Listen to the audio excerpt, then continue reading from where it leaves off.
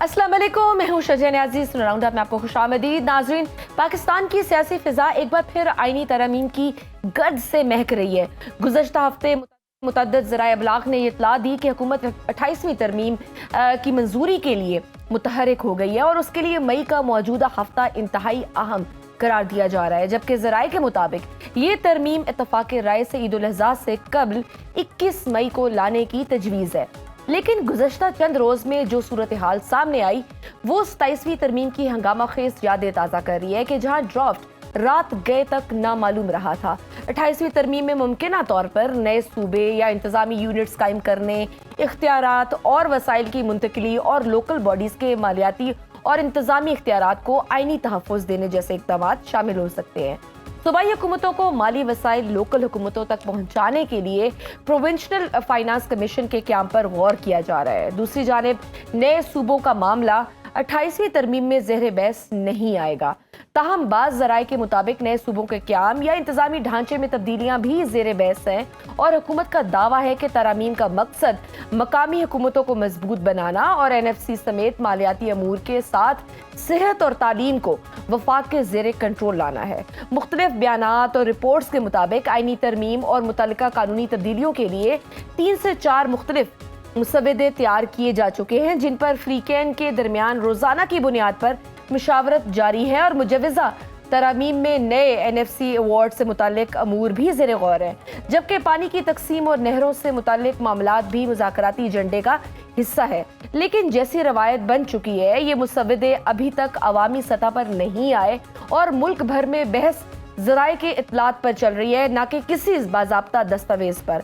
इस तमाम शोर की असल चिंगारी उस वक्त भड़की जब वज़ीर आज़म के मुशीर राना सनाउल्लाह मुतवक्का तरमीम के हवाले से गुफ्तगू करते हुए NFC वार्ड, आबादी का तनासुब और पानी की तकसीम के साथ वोटिंग की उम्र 18 साल से बढ़ाकर 25 साल करने की तजवीज़ का जिक्र किया।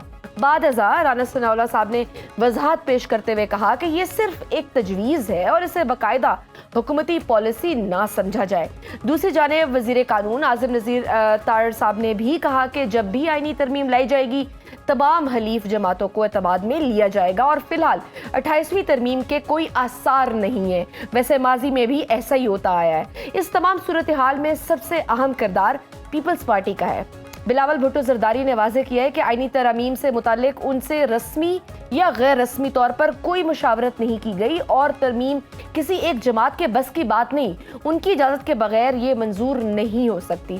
बिलावल साहब ने यह भी कहा कि 28वीं आईनी तरमीम से मुतालिक अभी तक उनके इल्म में कोई बात नहीं और पीपल्स पार्टी के बगैर आईनी तरमीम और बजट की मंजूरी मुमकिन नहीं।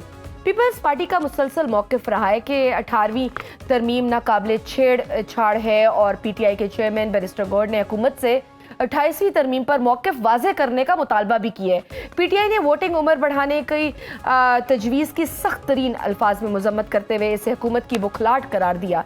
JUI और अपोजिशन की पार्लिमानी जमातें 28वीं तरमीम के हवाले से संजीदगी से मामला तय करने पर जोर दे रही हैं। JUI के रहनुमा कामरान मुर्तज़ा ने कहा है कि इस पर कोई डिबेट नहीं हो रही, ना किसी का इनपुट लिया गया है। पार्लिमान की वक़्त मजीद खत्म हो रही है। 27वीं तरमीम का वो बाब अभी कौमी यादाश्त से महव नहीं हुआ जब आधी रात तक पार्लियामेंट मेंबरान को ये नहीं मालूम था कि वो किस चीज को वोट देंगे। सवाल यह है कि क्या इस बार ड्राफ्ट पहले आएगा और बहस बाद में? क्या नए और NFC जैसे मामला पीपल्स पार्टी की हमायत के बगैर बदलना मुमकिन होगा? इन मौज़ूआत पर बात करेंगे। हमारे साथ पीपल्स पार्टी के सीनियर रहनुमा तैमूर तालपुर साहब और JUI के सीनियर रहनुमा हाफिज हमदुल्ला साहब मौजूद हैं। आप दोनों को वेलकम करती हूँ। हाफिज हमदुल्ला साहब, आपसे शुरू करते हैं क्योंकि आपकी जमात हमेशा फैसला कुन साबित होती है। कामरान मुर्तज़ा साहब ने कहा कि 27वीं तरमीम की तरह इस बार भी किसी का इनपुट नहीं लिया जा रहा। आपकी जमात अपोजिशन हुकूमत दोनों के साथ राब्ते में रहती है, क्या वाकई इस बार भी आपको ड्राफ्ट का कोई इल्म नहीं है? आपको मुशावरत में हिस्सा नहीं बनाया जा रहा, अंधेरे में रखा जा रहा है या पसे पर्दा कुछ मामला चल रहे हैं? बिस्मिल्लाहिर्रहमानिर्रहीम। बहुत शुक्रिया। बिल्कुल आप ठीक कह रही है। आप मुझसे पूछ रही है कि JUI के साथ ड्राफ्ट 28वीं तरमीम का शेयर हुआ है या नहीं हुआ है। मेरे ख्याल में अगर आप ये हुकूमती वज़रा से पूछिए, उसके साथ अभी तक शेयर नहीं हुआ है। इसकी दलील ये है कि 26वीं तरमीम के बारे में आपने मीडिया पर भी देखा होगा कि रात को वजीर कानून खुद कह रहा है कि मुसवदा मेरे पास नहीं है, मुझे खुद मालूम नहीं है कि 26वीं यानी तरमीम में क्या है। फिर जब मौलाना साहब के पास आए, पहले तो मुसवदा था ही नहीं, जब दिया तो उनको पता नहीं था कि अंदर क्या है। लिहाजा जब खुद वज़रा को, हुकूमत को, कैबिनेट को यह पता नहीं है कि मुसवदे में क्या है और मुसवदा कब आ रहा है, और पार्लियामेंट के अंदर बहुत से सीनियर पार्लियामेंटेरियन थे, जब उनसे पूछा जाता था उनका जवाब भी यही था कि हमें पता नहीं है, हमें वैसे बिठाया गया है। और जब 27वीं यानी तरमीम आया, उसको भी हमारे साथ शेयर नहीं किया है, ना अपोजिशन जमातों के साथ शेयर किया है। वो सूरत हाल तो गुजर गई। अब 28वीं तरमीम की बात हो रही। इसमें एक मजे की बात यह है कि जब 26वीं यानी तरमीम की बातें हो रही थी तो हुकूमती बेंच पर बैठे हुए लोगों ने कहा कि कोई तरमीम नहीं आ रही, लेकिन तरमीम आया। जब 27वीं तरमीम की बात हो रही थी तो फिर कहा गया कि कोई तरमीम नहीं आ रही। किस मकसद के लिए तरमीम आएगी? अगर तरमीम होती तो पहले हम वज़रा है हमारा, हमें मालूम होता। आप लोगों को कहाँ से मालूम हुआ? मीडिया वालों को भी वो ताने देते रहे, दिगर सियासी जो अपोजिशन पार्टियों के लोग हैं, रिप्रेजेंटेटिव है, उनको भी ताने देते रहे कि हमें मालूम नहीं, हमारा मजाक उड़ाया जाता। 27वीं आ गई। आज से 3 दिन पहले मेरे साथ मुख्तलिफ शोज में वज़रा बैठे थे, पार्टी के हुकूमती पार्टियों के रिप्रेजेंटेटिव बैठे थे, सब डिनायल कर रहे थे कि कोई 28वीं तरमीम नहीं है। लेकिन अचानक फिर ये बात आई कि एक वजीर कहता रहा है कि, दूसरा वजीर कहता रहा कि नहीं है। अभी सब कह रहा है कि हाँ 28वीं तरमीम है। अब तो यहाँ तक कह रहे हैं कि 28वीं तरमीम कौम की मफाद में भी है और मुल्क की मफाद में भी है।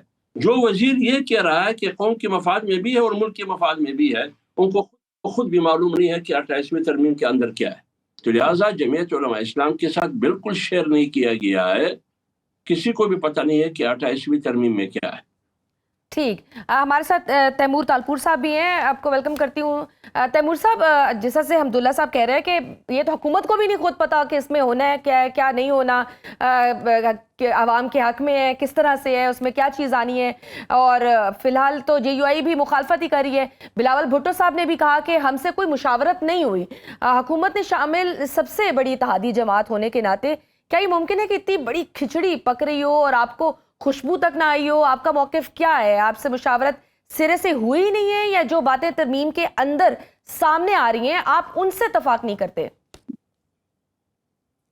बिस्मिल्लाहिर्रहमानिर्रहीम। जी, खुशबू तो बिल्कुल आ रही है, पर ये खुशबू आ रही है, ये पता नहीं है कि खुशबू है या बदबू है, या किस चीज़ की खुशबू है। आपने देखा होगा हमेशा पास्ट में भी जब भी ऐसी कोई बात आई है, जब भी ऐसी कोई चीज़ हुई है, तो सबसे पहले जो है ये ब्रेकडाउन जो है चेयरमैन बिलावल भुट्टो जरदारी साहब ही करते हैं। पिछला जो बार आपने देखा, तभी सारा काम करने में, हर चीज़ को हैंडल करने में चेयरमैन साहब का हाथ था। जैसे उनके साथ ड्राफ्ट शेयर किया गया, उन्होंने हर चीज़ एक्स पे, ट्विटर पे आपके साथ आके पूरे पाकिस्तान की आवाम के साथ उन्होंने ही शेयर की। उससे पहले किसी में ये हिम्मत है, ये गट्स नहीं आए कि वो इस चीज़ को ओपनली पब्लिसाइज करते। ना कि सिर्फ उन्होंने ये सारी चीज़ खोल के आवाम के सामने रखी, पर उनमें बहुत सी ऐसी चीज़ें थी जिन पे चेयरमैन साहब राजी नहीं थे, बहुत सी चीज़ें जिन पे मौलाना साहब भी राजी नहीं थे। तो सबको बिठा के जो चीज़ें हमें गैर मुनासिब लगी वो हमने हटाई, जो चीज़ें चेंज करनी थी उनमें चेंजेस लाए, और एक ऐसा ड्राफ्ट लाए जो बेहतरीन से बेहतरीन सिचुएशन के तौर पे हमने आके सेव किया। तो अभी भी मेरे ख्याल से ये एक बहुत ही अनफॉर्चुनेट सिचुएशन है, जिसमें अभी तक जो मेन इत्तेहादी हैं नून लीग की हुकूमत के, उनके साथ ना ही शेयर किया गया है। हमें अभी भी ये भी नहीं पता कि शायद कुछ नून लीग के साथ भी कुछ बातचीत हुई है, क्या उनको पता है, उन्होंने कुछ ड्राफ्ट बनाए हैं, उन्होंने कोई ऑप्शंस खोली हैं, या उनके पास कोई ऑप्शंस ही नहीं है। तो मेरे ख्याल से it's a little bit too early कि हम उस पर तबसरा करें। तबसरा हम उस चीज पे तब करें जब हमारे सामने आए। और ये बहुत, मैं आपको बहुत वाज़ेह मौक़िफ़ बता दूं, ये ना सोचे नून लीग कि जो चीज आएगी उस पे पीपल्स पार्टी आके और वोट दे देगी। नो वे, नेवर एवर। हम देखेंगे, हम समझेंगे, जो चीजें पाकिस्तान के लिए बेहतरी की होंगी, जो चीजें सिंध के लिए बेहतरी की होंगी, उन पे बिल्कुल हम उनके साथ शाना बशाना चलेंगे। पर कोई ऐसी चीज होगी जो हमारे सूबों को नुकसान देगी, जो हमारी वफाक को नुकसान देगी, तो हम कतन किसी सूरत उसमें ना कि सिर्फ उनकी सपोर्ट नहीं करेंगे पर उसको खुली अपोज भी करेंगे। ठीक, हमदुल्ला साहब, अगर पीपल्स पार्टी भी कह रही है कि हमें भी पता नहीं है ऐसा कुछ हो रहा है, ना हमारे पास कोई ड्राफ्ट आया है, और जबकि हुकूमत कहती है कि मुशावरत चल रही है, बातचीत हो रही है, तो ये ड्राफ्ट बना कौन रहा है? क्या इस आपको लगता है कि 27वीं तरमीम की तरह इस बार भी रात को कोई सरप्राइज लाने की तैयारी है? मैं तो ये अर्ज कर रहा हूँ कि ड्राफ्ट बन चुका है। अच्छा, मैं आपको ये कह रहा हूँ कि ड्राफ्ट बन चुका है, मुसवदा तैयार है, लेकिन कहाँ तैयार हुआ है ये हुकूमत को भी मालूम नहीं है। लेकिन उसको हाथ में थमा दिया जाता है कि ये ड्राफ्ट है, ये मुसवदा है, आगे काम आपने करना है, वोट देना है या नहीं देना है। जितनी भी पार्टियां हुकूमत में है, सिर्फ एमएलएन को नहीं, जितनी भी पार्टियां, ख्वाह वो पार्टियां सपोर्टर हो या कैबिनेट का हिस्सा हो या ना हो, सबको कहा जाता है कि ये है मुसवदा, अब आगे जाके जो काम आपका है वो आप करें, जो मेरा काम था वो मैंने कर लिया। किसके साथ हुकूमती पार्टी मशवरत करेंगी? जिसके साथ जो मुशावरत करने वाले लोग हैं, जो असल मुसवदा तैयार करने वाले लोग हैं, बंद कमरों में, वो तो हुकूमत से भी मुशावरत नहीं करती है। अगर करती हैं तो एक दो बंदों से करेंगे जो कानून और आइन के माहिर हो, उस तक महदूद होगा। लेकिन 26वीं आईनी तरमीम में तो वो कानून का माहिर को भी पता ही नहीं था कि मुसवदा में क्या है और कहाँ है मुसवदा। तो इसलिए जमीयत उलमा इस्लाम ने 27वीं आईनी तरमीम की मुखालफत की थी। इन पार्टियों ने 27वीं आईनी तरमीम की हिमायत की और सपोर्ट की। आज सूरत हाल आपको मालूम है, अदलिया की सूरत हाल मालूम है, 2 अदालतें हैं और चीफ जस्टिस भी 2 है। एक कहते हैं कि असल सुप्रीम कोर्ट में हूँ, चीफ जस्टिस में हूँ पाकिस्तान का, दूसरा कह रहा है कि नहीं मैं हूँ। अब अथॉरिटी कौन है ये किसी को भी मालूम नहीं है। ये तबाही कहाँ से आ गई? ये 27वीं आईनी तरमीम से आ गई। जमीयत उलमा इस्लाम ने 27वीं आईनी तरमीम की मुखालफत भी की, मुज़ाहमत भी की और मुखालफत में वोट भी कास्ट किया। अब अगर 28वीं तरमीम आती है इस मकसद के लिए कि 18वीं तरमीम को बुलडोज करना है, 18वीं तरमीम तमाम पार्टियों का एक मुत्तफिका तरमीम था और 9 महीने इस पर लगे, 9 महीने इस पर डिस्कशन हुई, मुज़ाकरा हुआ, कंसेंसस के बाद ये सब कुछ हुआ रज़ा रब्बानी साहब की चेयरमैनशिप में। अब उसी 18वीं तरमीम को चढ़ा जा रहा है। आप खुद अंदाजा लगाइए। तो फिर वो पार्टियां हो रही है कि बस जिन्होंने 18वीं तरमीम के लिए कंसेंसस की, उसकी रद्द-ए-अमल क्या होगी? बिल्कुल। तैमूर साहब, बिलावल भुट्टो ने तो वाज़ेह कहा है कि पीपल्स पार्टी के बगैर बजट या तरमीम पास नहीं हो सकती। अगर हुकूमत 21 मई को, जैसा कि अफवाहें हैं, ईद से पहले ये तरमीम लाती है और आपको ड्राफ्ट भी नहीं दिखाती, तो क्या पीपल्स पार्टी इस बार हुकूमत से सपोर्ट वापस लेना या बजट रोकने की हद तक जा सकती है? या फिर आपके जो जिन जिन चीज़ों पे आपको है इत्तेफाक नहीं है, बस वही चीज़ें उन पे बात होगी?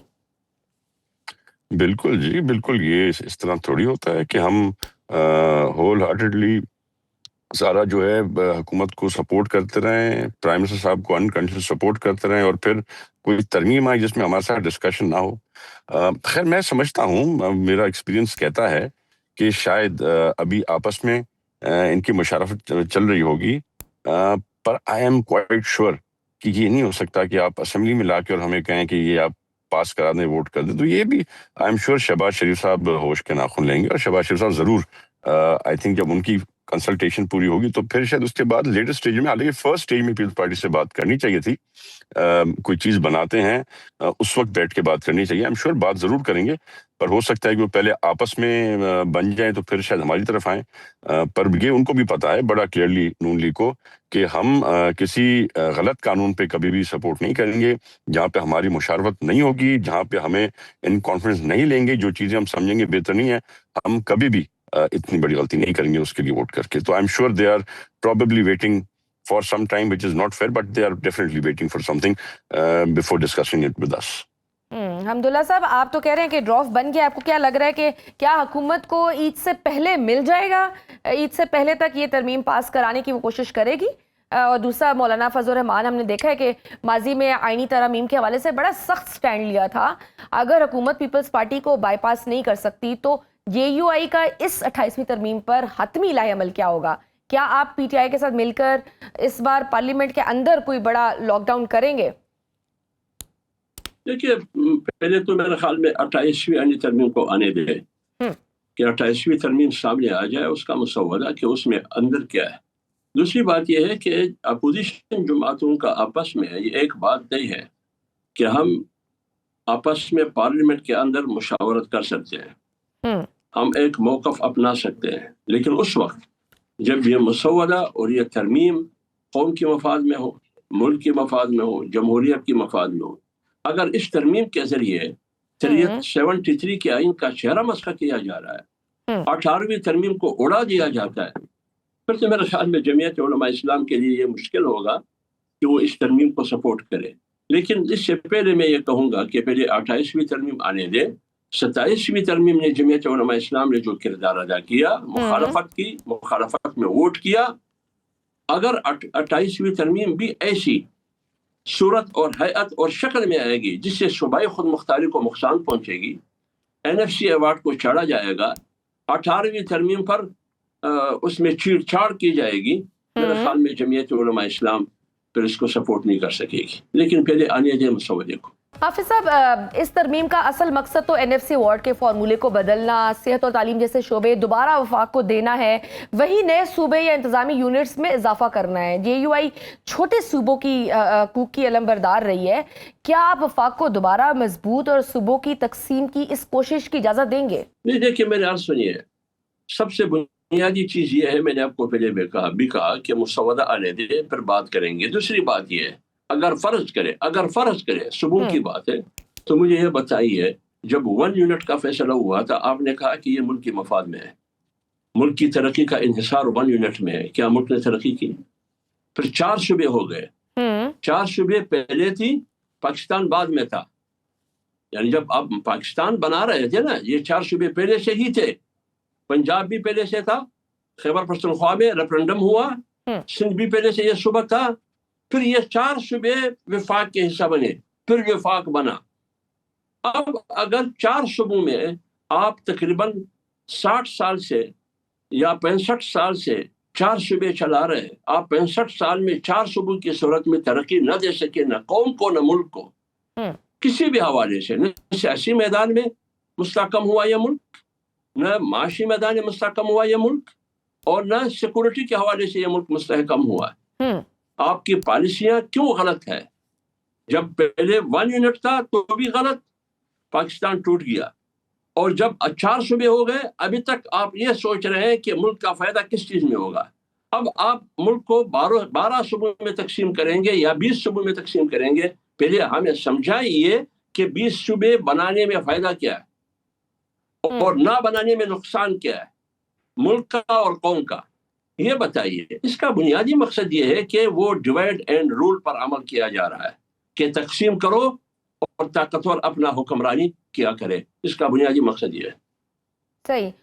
तैमूर साहब, पीपल्स पार्टी की भी माजी करीब में सबसे बड़ी कामयाबी जो वो खुद गिनवाते हैं वो 18वीं तरमीम है और सूबों का इख्तियार है। अब तक 28वीं तरमीम को लेकर जो बातें सामने आई हैं उनमें असल मुद्दा ही इंतजामी यूनिट्स या नए सूबे हैं और सूबों के इख्तियारात और फंड्स को महदूद करना है।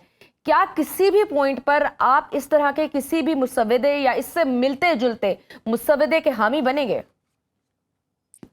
मैं तो जी दुआ गो हूं कि मैंने जो आप तक या मुझ तक जो पहुंच रहे हैं चीजें, तो मैं इसी चीज का दुआ हूं कि आई होप ये सारी जो है फॉल्स न्यूज हो और गलत खबरें हो, क्योंकि कतन किसी सूरत जो चीजें अभी सामने आ रही हैं, मुझे नहीं पता वो सही हैं या गलत है, पर जो अभी सामने आ रही हैं, मैं कहीं से भी उनमें ना सूबों का फायदा देख रहा हूँ, ना खुद मुख्तियारी कहीं रहते हुए देख रहा हूँ इन सूबों की, और ना ही मैं वफाक का कोई फायदा देख रहा हूँ। और चीजें ऐसी हैं जैसे कि बातें चल रही, BISP को भी शट डाउन कर रहे हैं। ये चीजें एडमिनिस्ट्रेटिव यूनिट्स का सुन रहे हैं, फिर सुन रहे हैं कि कराची और ग्वादर को जो है फेडरल टेरिटरी करार दिया जाए। ये वो चीजें जो इम्पॉसिबल हैं, जो हो नहीं सकती हैं।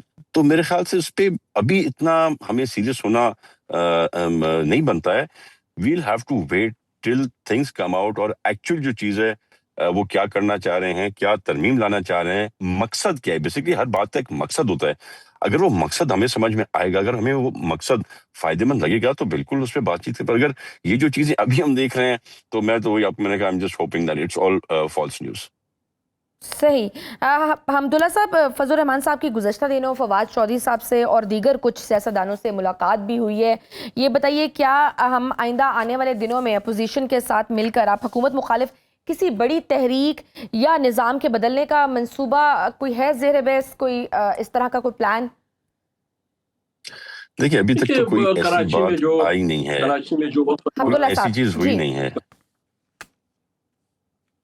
कराची में हाफिज जो अब्दुल्ला वफद साहब। मौलाना साहब के साथ मिला, वो एक कमेटी है, नेशनल डायलॉग कमेटी या नेशनल डायलॉग काउंसिल, जिसमें पीटीआई के वो पुराने दोस्त है जो पीटीआई से चले गए और पीटीआई उसको ऑन भी नहीं करते हैं, वो लोग हैं, वो दोस्त अहबाब है।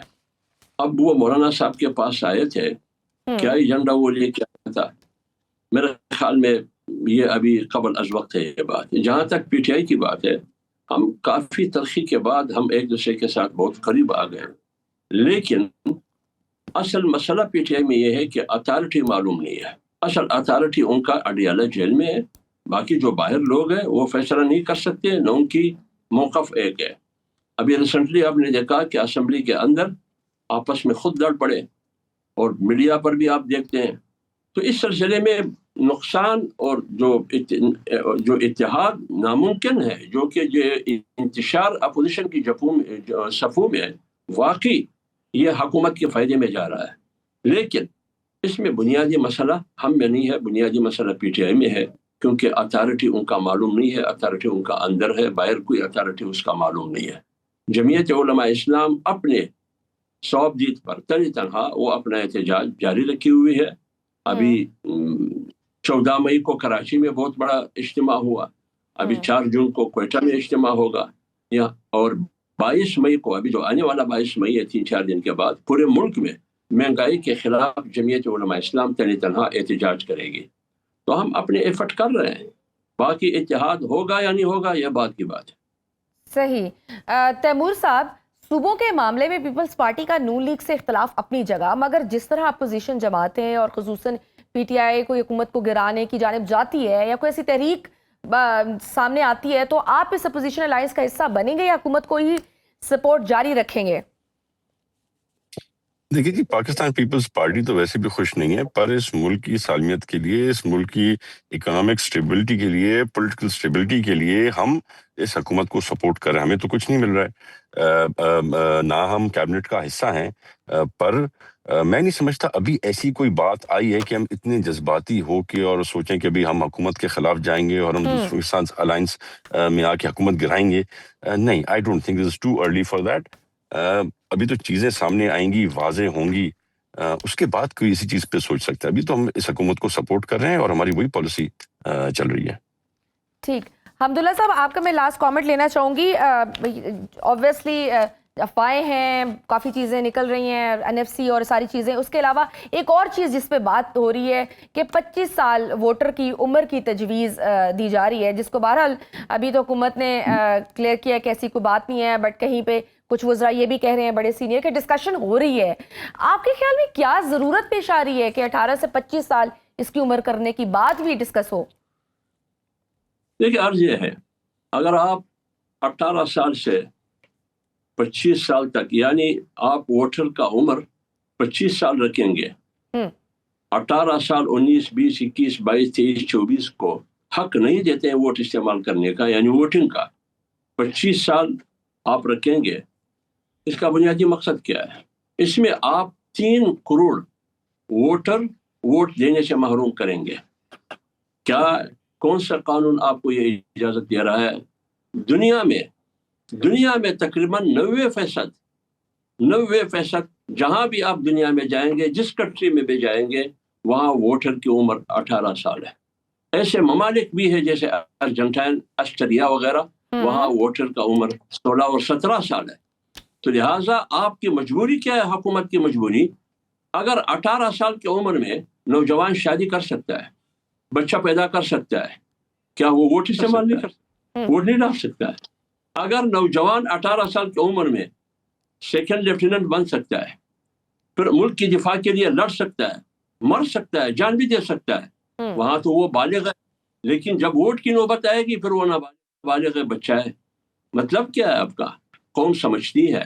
आप कौम को, नौजवानों को बैलेट बक्स से मत रोके, दीवार से मत लगाओ। अगर आपने कौम को, नौजवानों को बैलेट बक्स से रोका, दीवार से लगाया, आपकी सूरत हाल बांग्लादेश और नेपाल जैसी होगी। बिल्कुल, बहुत शुक्रिया हाफिज अहमदुल्ला, रहनुमा JUI और तालपुर रहनुमा पीपल्स पार्टी हमारे साथ मौजूद थे। नाज़रीन, गुफ्तगू आपने सुनी। वक्त है छोटी सी ब्रेक का, देखते रहिए सुनो राउंडअप। वेलकम बैक टू सुनो राउंडअप। नाज़रीन, दुनिया का नक्शा और सफारतकारी इस वक्त वो नहीं जो चंद हफ्ते पहले थी। एक ही हफ्ते में बीजिंग में सफारतकारी हुई, तेहरान में पैगाम पहुंचाया गया, वॉशिंगटन से धमकी आई, अबू धाबी के जौहरी प्लांट पर ड्रोन गिरा, सऊदी सरजमीन पर इराकी फिजाई हदूद से ड्रोन दाखिल हुए, लेबनान में खून बहता रहा और इन सब के दरमियान पाकिस्तान एक हाथ में अमन की शाख लिए दूसरे महाज पर अपने बेटों की लाशें उठा रहा है। मई 13 से 15 तक सदर ट्रंप ने चीन का दौरा किया।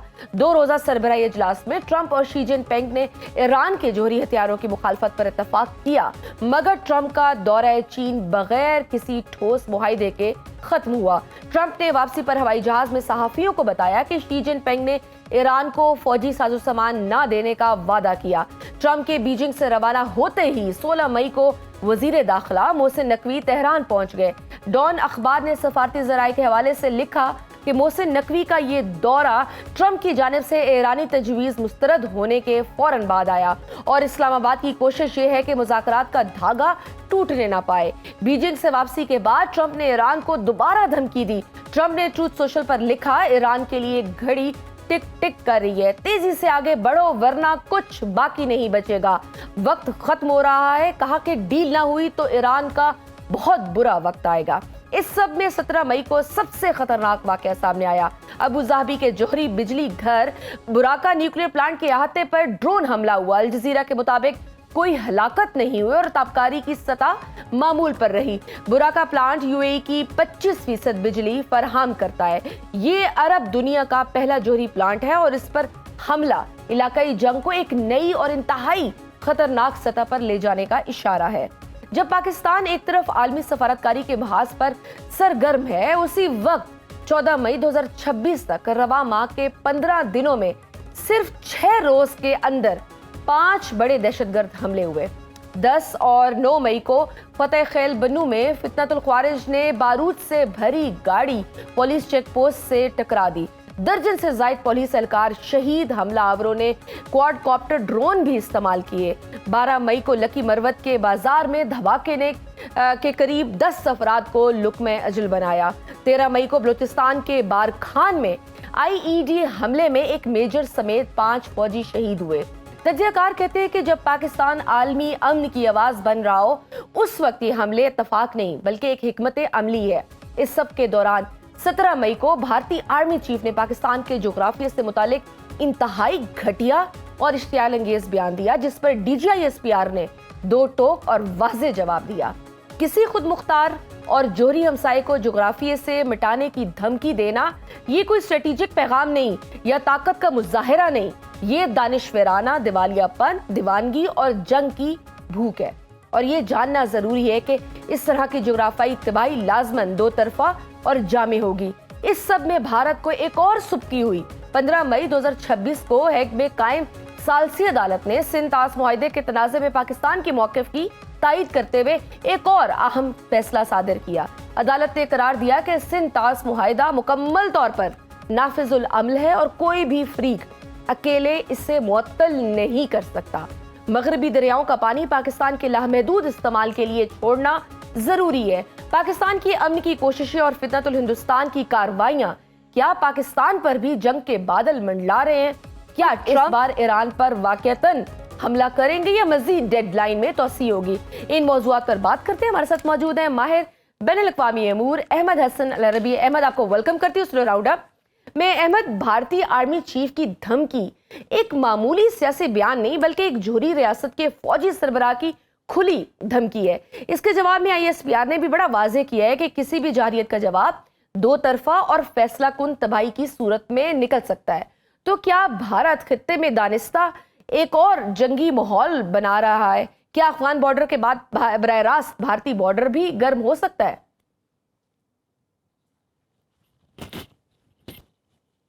जी बहुत शुक्रिया। जी देखें, जो स्टेटमेंट है इंडियन आर्मी चीफ की, जिस तरीके का उन्होंने बयान दिया, जिस जो जो पोस्चरिंग जिस तरीके की बयान दे के वो कर रहे हैं, आई थिंक उन्होंने कॉम्प्रिहेंसिवली ये वाला आर्मी चीफ है इंडिया का, और उसके पहले जो बिपिन रावत के दौर से जब ये सारी हिंदुत्वाइजेशन या सैफरनाइजेशन शुरू हो चुकी थी भारतीय फौज की, आई थिंक कॉम्प्रिहेंसिवली इन्होंने इंडियन आर्मी को एक बॉलीवुड या इवन जो तमिल फिल्म इंडस्ट्री की मूवीज होती है ना, उसमें इन्होंने कन्वर्ट कर दिया।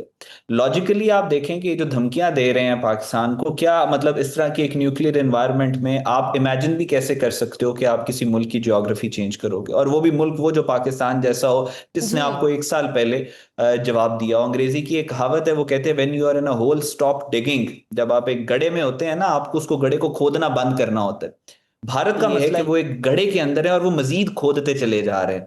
मई में जो इन्होंने मार खाई है पाकिस्तान से, जो पाकिस्तान ने अपनी हार्ड पावर रिजर्ट करके भारत को उसकी उसकी औकात याद कराई अल्लाह के फजल से, उस वो जो तबाही इनकी हुई है, जो इनका इमेज और इनकी परसेप्शन खराब हुई है पूरी दुनिया में, उसका बदला ये लेना चाहते हैं रेटरिक के साथ, बयानिए के साथ और बयानों के साथ।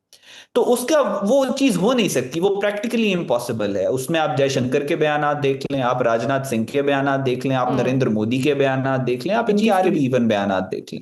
पूरी दुनिया के अंदर ये एक अंडरस्टैंडिंग होती है कि चलो पॉलिटिशियंस होते हैं, उन्होंने अपने पॉलिटिकल कैपिटल को सफाइज करना होता है, वो इस तरह के बयानात देते हैं। लेकिन फौज एक प्रोफेशनल इदारा होता है हमेशा से, उसके जो चीफ होते हैं वो इस तरह के बयानात नहीं देता। लेकिन भारत के अंदर प्रॉब्लम ये है कि फौज का चीफ वही लगता है जो हिंदुत्व वाइज होता है, जो बीजेपी को खुश कर सकता है, जो आरएसएस को खुश कर सकता है। तो इन्होंने हर थोड़े अरसे के बाद जो अब आर्मी चीफ्स आ रहे हैं, उन्होंने अपनी लॉयल्टी दिखानी होती है नरेंद्र मोदी के साथ, मोहन भगवत के साथ। उस चक्कर में इनके पास सिर्फ और सिर्फ ये बयानात ही हैं। इन्हीं बयानात से खुश होगा वो। मोदी का बयान याद करें ना, अगर आप लोगों ने अकल ना की तो मोदी की गोली आपके लिए काफी है, ये उसी तरह का बयान इस आर्मी चीफ ने भी दिया। जाहिर है जब मोदी को खुश करना हो तो अकल की बात से तो वो खुश नहीं होगा, वो इस तरह के फैशिस्ट रिमार्क से ही खुश होगा। मैं हमेशा जब से ये मार के हक के बाद से मैं ये बात कर रहा हूं कि आपने अगर भारत को तबाह करना है ना, तो किसी को जी। कुछ करने की जरूरत नहीं।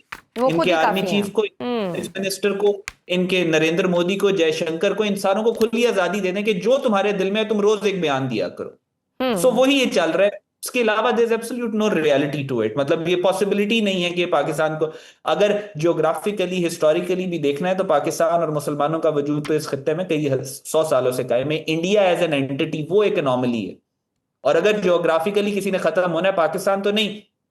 हमने तो अखंड पाकिस्तान नहीं बनाना या ग्रेटर पाकिस्तान नहीं बनाना, वो तो ये लोग कहते हैं हिंदू राष्ट्र, ग्रेटर इंडिया। अगर किसी ने प्रैक्टिकली, अगर किसी ने खत्म होना ही है, अगर थ्योरेटिकली किसी ने खत्म होना ही है, तो वो फिर इंडिया का वजूद ज्यादा खतरे में। पाकिस्तान तो अल्लाह के फजल से Pakistan is here and Pakistan is here to stay. और कायदे आज़म ने कहा था, there is no power on earth that can undo Pakistan. बिल्कुल सही। अहमद, आईएसपीआर ने अपने हालिया बयान में भारत को न सिर्फ खित्ते में दहशतगर्दी का सरपरस्त करार दिया, बल्कि इसे आलमी सतह पर मिस इन्फॉर्मेशन, टारगेट किलिंग्स और डिस्टेबलाइजेशन नेटवर्क का मरकज भी कहा। कुलभूषण यादव से लेकर कनाडा और अमेरिका में हमारे सामने आने वाले जो इल्जामात तक, कई वाकयात ने इस बयानिए को तकवीत दी है। तो क्या पाकिस्तान अब पहली बार दिफाई पोजीशन से निकलकर जारहाना डिप्लोमेटिक नैरेटिव बिल्ड कर रहा है? जी बिल्कुल, there is no doubt. Pakistan वो जो शेल के अंदर इन्होंने पाकिस्तान को पिछले 10-15 साल में डालने की कोशिश की है, Pakistan has broken that shell. और पिछले 3 साल से पाकिस्तान जिस तरीके से भारत के खिलाफ प्रोएक्टिवली काम कर रहा है, भारत को एक्सपोज कर रहा है, चाहे वो इंफॉर्मेशन डोमेन हो, चाहे वो डिप्लोमेटिक डोमेन हो, चाहे वो पॉलिटिकल डोमेन हो, या चाहे वो मिलिट्री डोमेन हो, पाकिस्तान हर महाज के ऊपर अब प्रोएक्टिवली जो दुनिया के अंदर इस वक्त निज़ाम और सिस्टम और नई प्रैक्टिसेस राइज हैं, उसके साथ इन सिंक और इन लाइन जो है पाकिस्तान ऑपरेट कर रहा है। पाकिस्तान, जिस तरह बात की गई मिस इन्फॉर्मेशन कैंपेन की, दुनिया की तारीख में सबसे बड़ा जो ईयू डिसइंफॉर्मेशन लैब ने जो नेटवर्क जिसको अनकवर किया, वो भारत का था, जिसमें इन्होंने एनजीओस का पूरा एक नेटवर्क बनाया था, और उसके थ्रू ये पूरी दुनिया के अंदर, स्पेशली यूएन में, यूरोपियन यूनियन में पाकिस्तान के खिलाफ लॉबिंग करते थे। उससे बड़ा आज तक कोई मिस इन्फॉर्मेशन का नेटवर्क जो है वो दुनिया में डिस्कवर नहीं हुआ। कुलभूषण यादव की आपने बात, इंसानी तारीख में हाईएस्ट रैंकिंग ऑफिसर जिसको एस्पियोनाज के अंदर पकड़ा गया, उसका नाम कुलभूषण यादव है। उसके बाद आप दहशतगर्दी की अगर बात करें तो कनाडा के अंदर हरदीप सिंह निज्जर का मर्डर, दुनिया ने पूरी 5 आई अलायंस ने इन्वेस्टिगेट किया और उन्होंने कहा कि जो अमित शाह है वो इसके अंदर इन्वॉल्व है। अमेरिका के अंदर गुरवंत सिंह पन्नू के ऊपर जो अटैक करवाया दहशतगर्दों के थ्रू, वो उसके अंदर ये लोग इन्वॉल्व है। ऑस्ट्रेलिया के अंदर सिखों के ऊपर हमलों के अंदर इंडिया इन्वॉल्व है। इंग्लैंड के अंदर अवतार सिंह खांडा को जिस दिन जहर दिया जा रहा था, उस दिन इंडिया का फॉरेन मिनिस्टर जयशंकर को बैठ के लाइव धमकी दे रहा था। आप इमेजिन करें, भूटान के अंदर इन्होंने किलिंग्स करवाई, नेपाल के अंदर अब से 4 महीने पहले एयरपोर्ट के बाहर 4 लोगों को इन्होंने कत्ल करवाया, बांग्लादेश के स्टूडेंट लीडर को इन्होंने कत्ल करवाया, वहां पे जो कत्लेआम ये करवा रहे हैं वो आपके सामने है। म्यांमार के अंदर जिस तरीके से ये ब्लड शेड करवा रहे हैं, जिस तरीके वहां के एक ग्रुप को पैसे देके बाकी ग्रुप्स को मरवाने की कोशिश कर। सो हिस्टोरिकली भी अगर आप देखें, साउथ एशिया में पहली सुसाइड बॉम्बिंग रॉ ने करवाई, थिरमोजी राजा रत्नम के थ्रू। सबसे बड़ी टेररिस्ट ऑर्गेनाइजेशन दुनिया की तारीख में जिसके 10 लाख से ज्यादा फाइटर्स हैं, मुक्ति बानी, वो भारत ने बनाई। टीटीपी बीएलए भारत ने बनाई। पूरी दुनिया के अंदर इस वक्त अगर कोई स्टेट दहशतगर्दी को as a tool of foreign policy इस्तेमाल कर रही है तो वो भारत है। फर्क ये है कि मार्का हक के बाद अब हमारे पास, पाकिस्तानियों के पास वो कॉन्फिडेंस है, वो करेज है कि हम पूरी दुनिया के सामने भारत को बेनकाब कर सकते हैं, और पाकिस्तान वो कर रहा है। बिल्कुल, लेकिन लगता यही है कि उनको शायद ये अक्ल नहीं आई, हालांकि उनको जवाब मिल चुका, और उस जो भी उन्होंने मिस एडवेंचर किया और उसको उन्होंने भुगता भी, और आज वो सफारती सतह पर उनको तन्हाई का भी सामना है। लेकिन इसके बावजूद लगता ये है कि मोदी सरकार को अभी तक सबक उस तरह का नहीं मिला कि वो कितना पीछे ले गए हैं इंडिया को। जी देखें, आप कुछ रियलिटीज हैं जो आपको फेस करना पड़ेंगी। आप मुझे ये बताएं कि भारत को जो बंदा इस वक्त लीड कर रहा है, नरेंद्र मोदी, क्या वो स्ट्रेटेजिक थिंकर है?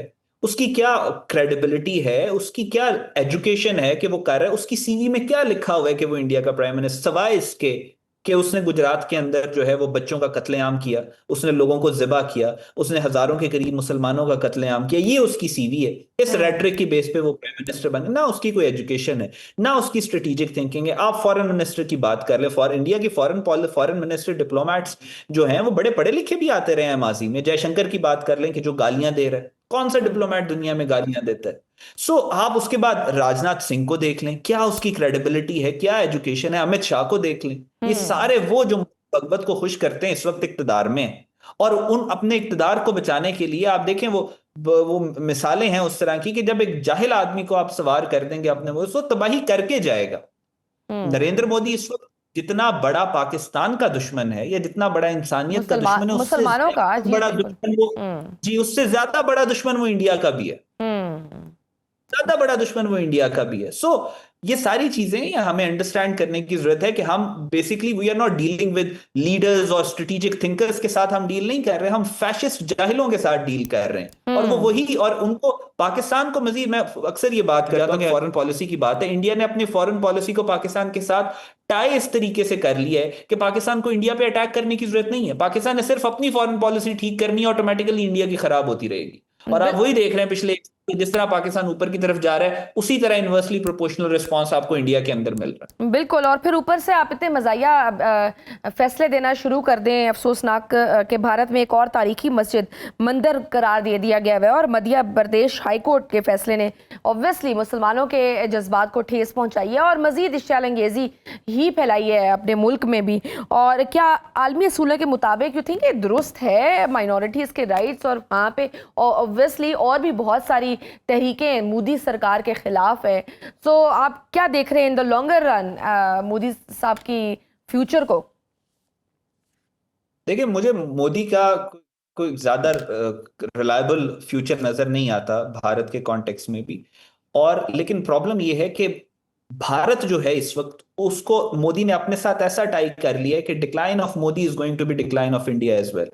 क्योंकि ये छोड़ेगा नहीं इक्तदार को, ये जोंक की तरह चिमड़ा हुआ है। इक्तदार में रहने के लिए नरेंद्र मोदी और बीजेपी, क्योंकि यूनिपार्टी गवर्नमेंट भी करना चाह रहे थे ना, जब मार्का पहलगाम का फॉल्स फ्लैग ऑपरेशन किया, उसका मकसद यही था कि हम कोई पाकिस्तान के खिलाफ कोई इस तरह की कोई विक्ट्री, कोई ट्रॉफी ले लेंगे, फिर हम इंडिया में उसको इस्तेमाल करेंगे और एक यूनिपार्टी गवर्नमेंट लेके आएंगे, बीजेपी इक्तदार में रहेगी। तो इक्तदार में हवस तो इनकी इस वक्त अरूज पे है। नरेंद्र मोदी अपने साथ पूरे इंडिया को जो है वो लेके डूबेगा, इसमें किसी को कोई डाउट। एक ग्रेगरी स्टैंटन है, यूनाइटेड नेशन जेनोसाइड वॉच के हेड, उन्होंने कहा था कि India is at the cusp of a genocide. 2030 तक भारत के अंदर इंसानी तारीख का सबसे बड़ा जेनोसाइड होगा।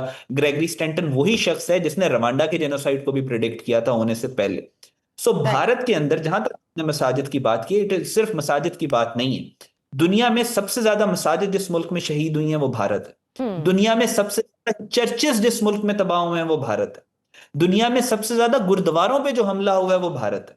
चाहे आप गोल्डन टेम्पल की बात करें, चाहे दिल्ली के अंदर जो इन्होंने बैक टू बैक वो 5 दिनों के जी अंदर जी। सैकड़ों गुरुद्वारों ने आग लगाई, चाहे मणिपुर के अंदर जो इन्होंने चर्चेस को आग लगाई। So the mindset that we are dealing with, जो हिंदुत्व का माइंडसेट है, जब ये मसाजिद, चर्चेस और गुरुद्वारास पे अटैक करते हैं तो ये मैसेज देते हैं कि हम आपकी सिविलाइजेशन को खत्म करेंगे, हम आपकी आइडेंटिटी को खत्म करेंगे। क्योंकि थॉट प्रोसेस जो है वो ये है कि ये तमाम हिंदू थे, ये अपने अपने जो इन्होंने मजाहिब चेंज किए हैं उसके बाद ये इम्प्योर हो गए हैं, लिहाजा हमने इनमें से इम्प्योरिटी निकालनी है और इनको दोबारा वापस हिंदू करना है ताकि हिंदू राष्ट्र बन सके। ये वो माइंडसेट है, और ये माइंडसेट का मुतहम्मिल भारत हो नहीं सकता। आप वहां से मुसलमानों को 25 करोड़ के करीब माइनॉरिटी नहीं है वो, आप उसको खत्म नहीं कर सकते। आप सिखों के ऊपर आपकी फौज डिपेंडेंट है, आप उनके गुरुद्वारों के अंदर गोल्डन टेम्पल में जिस तरीके से इन्होंने किया, इन्होंने सिर्फ संत जरनैल सिंह खालसा भिंडरावाले को गिरफ्तार करना था, लेकिन इन्होंने टैंक्स फिट किए और गोल्डन टेम्पल के ऊपर टैंकों के साथ हमला किया, मैसेज ये देने के लिए कि it's not just about Bhindranwale, हम आपकी आइडेंटिटी को खत्म करेंगे, हम आपकी कच्छ कला सिविलाइजेशन करपान को ही खत्म करना चाहेंगे। बिल्कुल नाजरीन, वक्त है छोटी सी ब्रेक का, देखते रहिए सुनो राउंडअप। वेलकम बैक टू सुनो राउंडअप। एक और अच्छा जो फैसला पाकिस्तान के हक में आया, वो हेग ट्रिब्यूनल ने पाकिस्तान के हक में फैसला दिया है, मगर भारत ने इसे मानने से भी इनकार कर दिया है। सिंतास मुआहिदा जंगों में भी कायम रहा, मगर अब भारत पानी को दबाव के हथियार के तौर पर इस्तेमाल करता दिखाई दे रहा है। तो क्या जनूबी एशिया में पानी आइंदा बड़ी जियोपॉलिटिकल वेपन बनने जा रहा है, और पाकिस्तान को इस चैलेंज का जवाब किस सतह पर देना चाहिए? क्योंकि यही सुनने में आ रहा है कि भारत अब मजीद डैम्स बना रहा है वहां पर अपनी दरियाओं में, ताकि जब उसका दिल करे, जब हमें पानी जरूरत हो वो रोक दे, और जब हमें पानी जरूरत ना हो वो छोड़ दे। तो ये एक और तरह की पानी की दहशतगर्दी वो कर रहा है। अच्छा देखें, इसमें हमें ना एक थोड़ा इंटरनलाइज चीजों को करने की, देखने की जरूरत है कि भारत के अंदर क्या हो रहा है। मुझे नहीं लगता कि इसका जो इम्पैक्ट है, जैसे आप मुझे खुद बताएं कि पाकिस्तान एक न्यूक्लियर आर्म्ड मुल्क है, और पाकिस्तान ने जिस तरीके की डिटरेंस पाकिस्तान ने शो की है माजी में भी, और जिस तरीके से पाकिस्तान रिस्पॉन्सिबली रीजनेबली एक्ट कर रहा है, अभी मार का हक आप देख लें। आप मुझे ये बताएं, क्या पॉसिबल है कि भारत पानी बंद करके एक भी पाकिस्तानी जो है वो प्यासा उसको मार सके? क्या इसकी पॉसिबिलिटी या गुंजाइश है? तो आपका जवाब होगा कि नहीं है, there is absolutely no possibility. तो फिर आप कर क्यों रहे हैं, फिर ये सारा कुछ वो कर क्यों रहे हैं? हुआ ये कि सिंतास मुआहिदे के अंदर जो दरिया पाकिस्तान को मिले उसके ऊपर एक कानून बना, वर्ल्ड बैंक ने उसको मीडिएट करवाया, कानून बना कि जिन दरिया पाकिस्तान को इन्होंने 3 दरिया दिए हैं उसके ऊपर ये स्ट्रक्चर्स जो है उस तरीके से नहीं बना सकते कि पानी वहां से चेंज हो, और दूसरा एक हद से ज्यादा उसको स्टोर पानी को नहीं कर सकते। जब किशन गंगा और रतला डैम बनना शुरू हुआ तो पाकिस्तान डिफरेंट प्लेटफॉर्म्स पे गया, और इंडिया और पाकिस्तान डिफरेंट जगहों के ऊपर इनकी निगोसिएशन जब नहीं कामयाब हो सकी तो वर्ल्ड बैंक ने एक कोर्ट ऑफ आर्बिट्रेशन बना दी। कोर्ट ऑफ आर्बिट्रेशन उन्होंने कहा कि जी आप यहां पे फैसला कर लें। अब जुलाई 2023 में कोर्ट ऑफ आर्बिट्रेशन के बारे इंडिया वहां पे पेश ही नहीं हुआ, अपने पाकिस्तानी तो प्रेजेंट करते रहे अपना केस, इंडियंस वहां पे गए नहीं। तो जुलाई 2023 में कोर्ट ऑफ आर्बिट्रेशन ने ये अवार्ड किया कि हम कॉम्पिटेंट भी हैं और हमारी ज्यूरिसडिक्शन भी है, और इंडिया अगर अदालत में पेश नहीं होता तो इंडिया उन जिम्मेदारियां खत्म नहीं हो सकती वो जो इंडिया के ऊपर हैं इंडस वाटर ट्रीटी को लेकर। फिर उसके 1 साल बाद अगस्त 2025 में बाकायदा तौर पे दोबारा इस ट्रीटी ने अवार्ड किया कि भाई इंडिया जो हेल्ड इन अबेंस उसने किया है इंडस वाटर ट्रीटी को, वो इनवैलिड है। ये अल्फाज हैं उस अवार्ड के जो फिर दोबारा कोर्ट ऑफ आर्बिट्रेशन ने किया, और अब फाइनली आर्बिट्रेशन ने पाकिस्तान के स्टैंड को कबूल करते हुए मैक्सिमम बॉन्डेज अवार्ड जो है वो सारा कुछ किया। अब हो क्या रहा है? हो ये रहा है कि भारत ये कहता है कि नल एंड वॉइड है, हम इसको कबूल नहीं करते। कैसे पॉसिबल है आप इसको कबूल नहीं कर सकते? वियना कन्वेंशन की लॉ ऑफ ट्रीटीज जो है वो इस बात को एक्नॉलेज करती है कि आपको करना पड़ेगा इसको, आप बाउंड हैं इसको करने के लिए। फिर उसके बाद अगर आप ये नहीं करते तो आर्टिकल 39 जो यूनाइटेड नेशन चार्टर का है वो इन्वोक होता है, आर्टिकल 40 इन्वोक होता है, 41 इन्वोक होता है, 42 इन्वोक होता है, और ये सारे जो आर्टिकल 51 है सेल्फ डिफेंस का राइट देता है पाकिस्तान को, उसके एम्बिट के अंदर इन्वॉल्व होते हैं। टू द एक्सटेंट कि भारत इस वक्त ये भी जवाब दे रहा है कि पाकिस्तान ये यूनाइटेड नेशन सिक्योरिटी काउंसिल और यूनाइटेड नेशन जनरल असेंबली में एक रेजोल्यूशन पास हो कि भारत ने पाकिस्तान के पानियों को रोका हुआ है, इससे ग्लोबल पीस को खतरा है, लिहाजा एक कोalition दुनिया की बनाई जाए ताकि वो इलीगल जो स्ट्रक्चर्स हैं ये जो डैम्स के ऊपर बने हुए हैं उनको तबाह करे। सो ये सारी की सारी जो चीजें हैं ये भारत को बैकफुट पे डाली। सवाल ये पैदा होता है कि फिर जयशंकर ऐसा कर क्यों रहा है। उसकी वजह ये है कि अब 3 साल हो चुके हैं। 2023 में जयशंकर आया था राज्यसभा का मेंबर बन के। अब 3 साल के बाद देयर इज अ चैटर के जयशंकर को हटाया जाएगा। ये हार्डलाइनर जो फॉरेन मिनिस्टर है उससे इंडिया को फायदा नहीं हो रहा, और एक सॉफ्ट जो है एक यंग पॉलिटिशियन को लेके आया जाएगा एज इंडिया फॉरेन मिनिस्टर। अच्छा। जयशंकर ये कर रहे हैं कि उसके आने से पहले माइनफील्ड फिट कर रहा है ताकि वो कामयाब ना हो सके किसी सूरत भी, क्योंकि आप ज्यादा देर तक नहीं रह सकते। ना इंडिया जो है, ना वो अमेरिका है, पाकिस्तान ना इराक है। पाकिस्तान का लिवरेज इतना ज्यादा इंटरनेशनल सिस्टम में कि इंडिया अगर दाएं बाएं थोड़ा बहुत होने की कोशिश करेगा तो वो धड़ाम से उसको वापस लेके आएगा पाकिस्तान। सो इनको वापस आना है इंडस वाटर ट्रीटी पे, इनको वापस आना है कोर्ट ऑफ आर्बिट्रेशन पे, इनको वापस आना है यूएन के पास। सो वो जयशंकर ये चाह रहे हैं कि आने से पहले इतनी बारूदी सुरंगें बिछा दे कि जो नया फॉरेन मिनिस्टर है उसके पास वो स्कोप ही उसके ना लिए हो। मुश्किल हो जाए। बिल्कुल सही। This is basically why they are doing it. बाकी इंटरनेशनली आई थिंक इतनी कोई पॉसिबिलिटी नहीं है कि पाकिस्तान का पानी बंद कर सके। हमने तो क्लियर कहा है पानी का बंद होना is an act of war, और ये इंटरनेशनल सिस्टम, इंटरनेशनल लॉ भी इसको पूरी तरह से बैक कर। और अगर वो मिस एडवेंचर का भी शौक पूरा करना चाहता है दोबारा कर ले। अब जरा बात करते हैं डोनाल्ड ट्रंप का बीजिंग दौरा। अहमद, बज़ाहिर ज़ाहिरी तौर पर बड़ा शानदार रहा है ये दौरा, शाहाना इस्तकबाल, स्टेट बैंक्वेट और आला सतह की मुलाकातें, मगर नतीजा तकरीबन कुछ भी नहीं निकला जो आप एक्सपेक्ट कर रहे थे। ना ईरान पर पेशरफ्त हुई, ना तजारत पर, ना ताइवान पर कोई वाज़ेह इत्तफाक। तो क्या ये हकीकी सफारतकारी थी या महज एक महंगा फोटोशूट? और क्या ये इस बात का सबूत नहीं कि अमेरिका और चीन के दरमियान जो खलीज अब नुमाइशी मुलाकातों से भी नहीं भर सकती?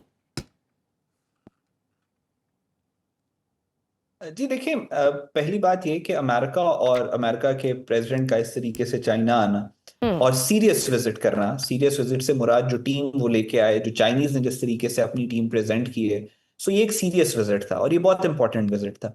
द वेरी फैक्ट कि ये मुलाकात हुई है, द वेरी फैक्ट कि अमेरिकन प्रेसिडेंट चाइना आए हैं, द वेरी फैक्ट कि चाइना ने उनको वेलकम किया है जिस तरीके से, ये शो करता है कि जो बर्फ है वो काफी हद तक पिघली है इन दो सुपर पावर्स के दरमियान। उसके बाद अमेरिका, अगर आप लार्जली देखें, अमेरिकन जो हैं वो इस बात का, अमेरिका का जो नेशनल सिक्योरिटी डॉक्यूमेंट आया था इस साल, उन्होंने ये बात एक्नॉलेज की थी उसमें दबे अल्फाज में कि वो मल्टीपोलैरिटी जो इमर्ज कर रही है दुनिया में वो उसको एक्नॉलेज कर रहे हैं। अमेरिकन को पता है इस बात का, इसी वजह से वो स्ट्रेटेजिक रीट्रेंचमेंट की बात कर रहे हैं, मॉनरो डॉक्ट्रिन की बात कर रहे हैं।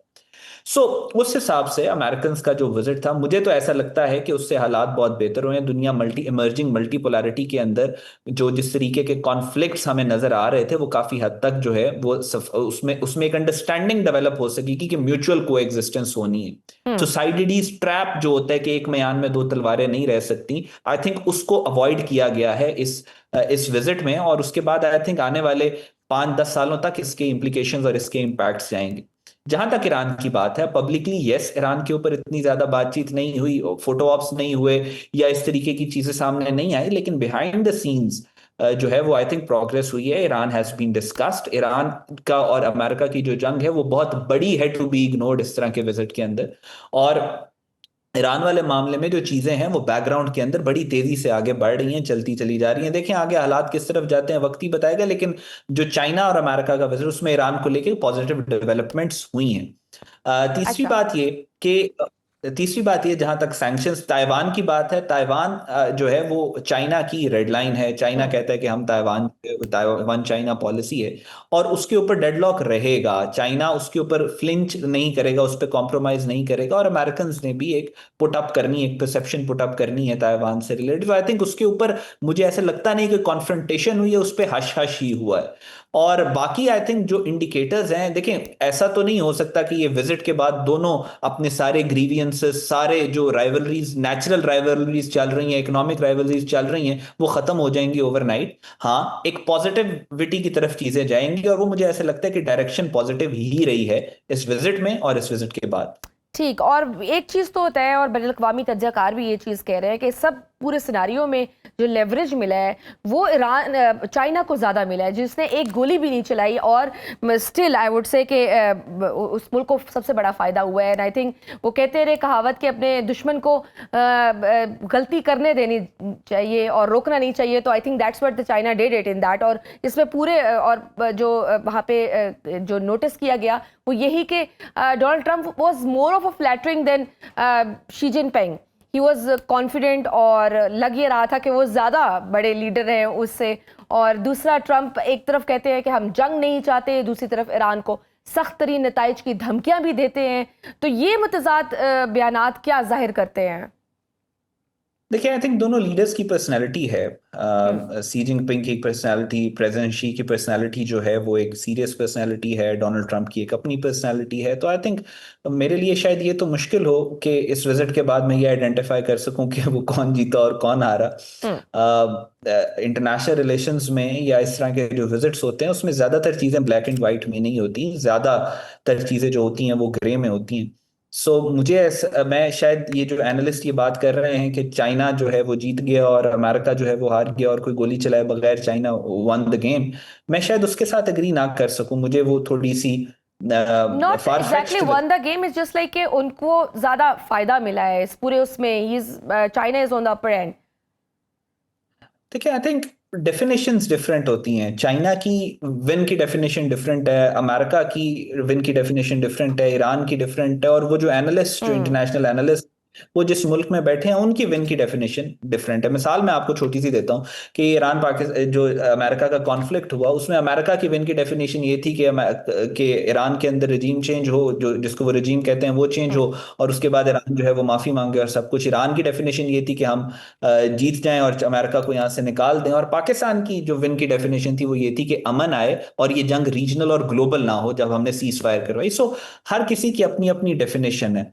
लेकिन अगर आप बिल्कुल एक आउटसाइड पर्सपेक्टिव देखें तो मुझे ऐसा नहीं लगता कि इसमें जीरो सम गेम कहीं पे भी हुई है। इसमें विन विन सिचुएशन सब ये हुई है, और आई थिंक दिस मुझे ऐसा लगता है it's a more prudent way to look at it. बिल्कुल ठीक, बहुत शुक्रिया।